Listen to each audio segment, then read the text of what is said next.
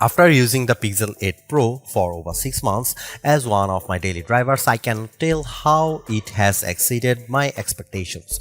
Not only is it one of the best Android phones around, but also one of the best phones overall with its impressive AI features and camera performance.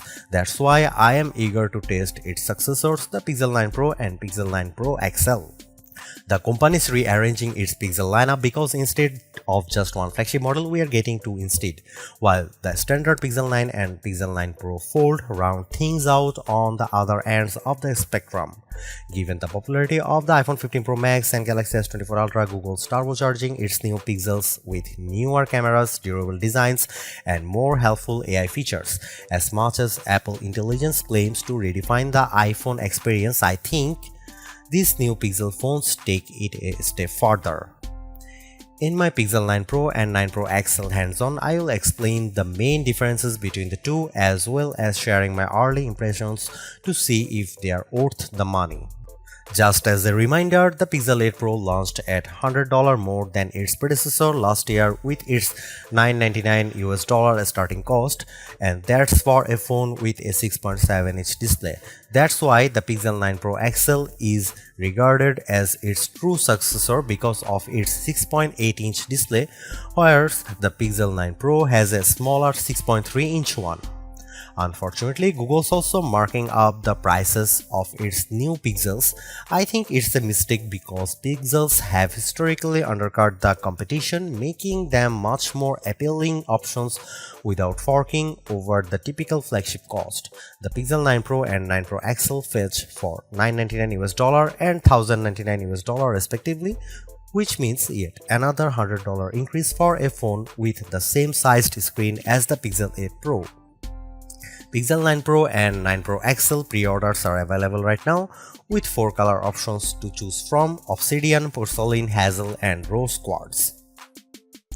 On the surface, the same peculiar design traits that make the Pixels distinct are present here, but with slight alteration.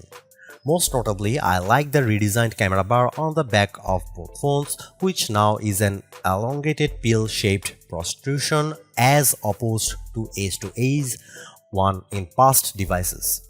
While I have been accustomed to handling the Pixel 9 Pro XL's size, it's refreshing feeling to hold the smaller Pixel 9 Pro. Apart from the camera cutout, the designs of the new Pixel phones make them look eerily similar to the iPhone 14 Pro series due to the polished metal trims that are not flat as opposed to contoured. I am on the fence about this peculiar change because the contoured edge make the Pixel 8 Pro much more comfortable to hold.